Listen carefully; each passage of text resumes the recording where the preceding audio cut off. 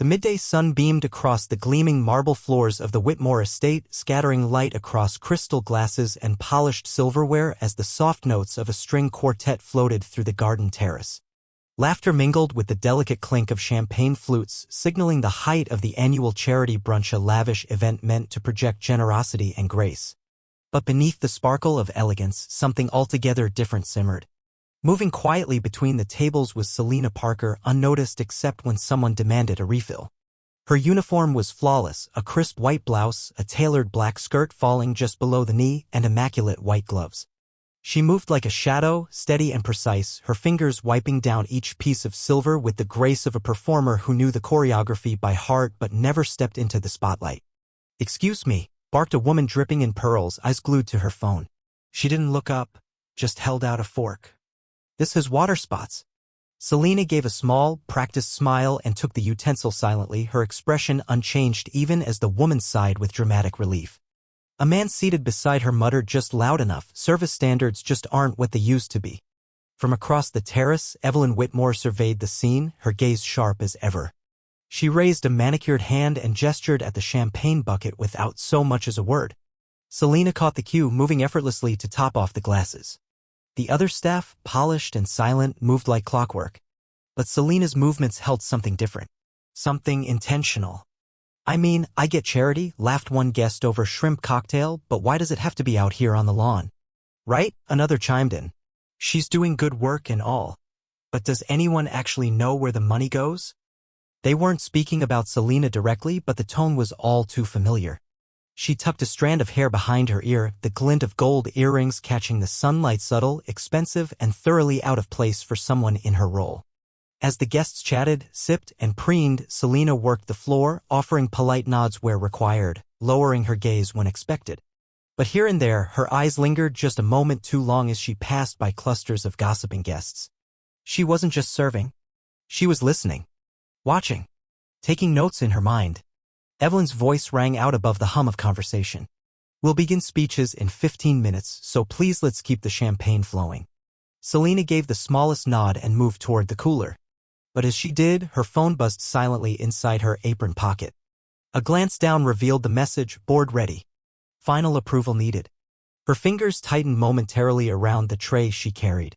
Her face remained serene, but inside, a wave of purpose surged. The time was coming. The brunch spun on in its gilded bubble. Between the aroma of roasted lamb and the bright zest of mimosas, Selina refilled glasses, cleared plates, and absorbed every offhand comment, every careless slight. The insults were veiled in laughter but cut all the same. "Bet she's got 6 kids at home," one guest whispered, smirking.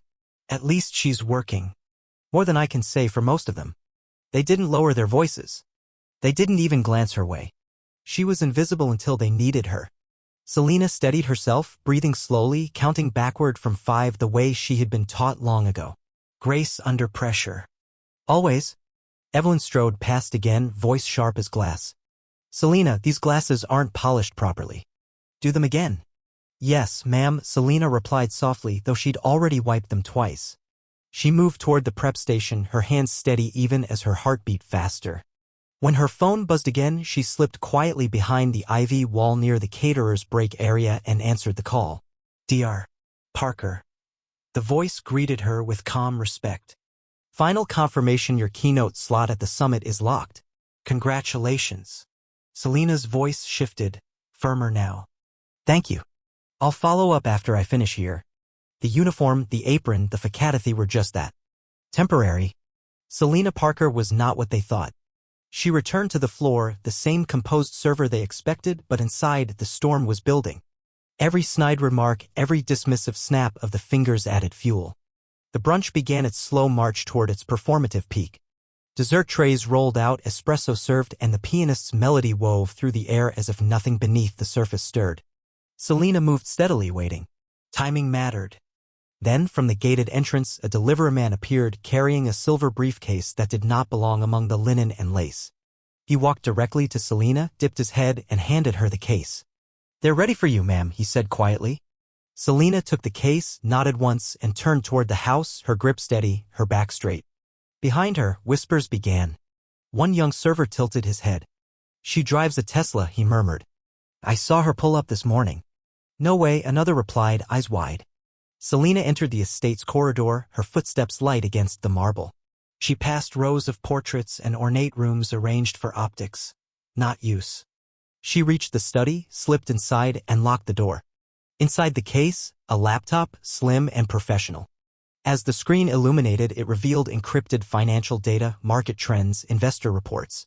Selina Parker, Ph.D., lead strategist of a multimillion-dollar venture capital firm focused on ethical tech solutions. On her calendar, a Forbes interview, a keynote speech in Singapore, several closed investment deals.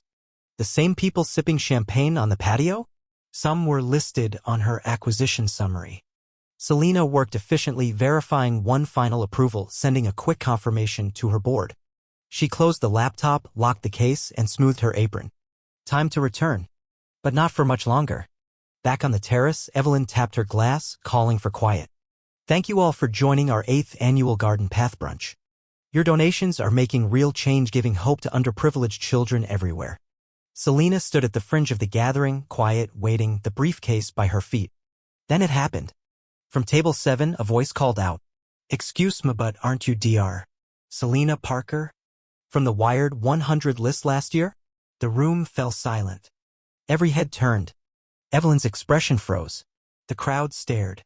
Selina lifted her chin, stepped forward slowly, and answered, "Yes, I'm Dr. Selina Parker." Gasps rippled through the patio like a gust of wind. Selina's voice was calm, unwavering. "I have a doctorate in software engineering and lead a firm that funds technology startups in education and healthcare, including many of the programs celebrated by this charity."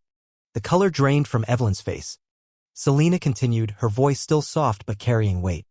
"In fact, I funded this event, paid the venue fees, matched the donation pool. All of it." She reached into the briefcase and produced a check, the figure clearly printed, a 7-figure contribution signed boldly with her name. "And I volunteered here today," Selina added, "because I wanted to witness firsthand how people are treated when they believe you have nothing to offer."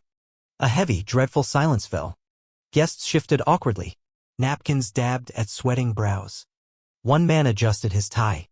Another cleared his throat and tried to smile, his lips twitching nervously. Selina folded the check neatly and placed it on the podium next to Evelyn, who now stood as still as a statue, her eyes wide, her speech notes crumpled in her hands. "I'm not here to humiliate anyone," Selina said. "But I believe in accountability."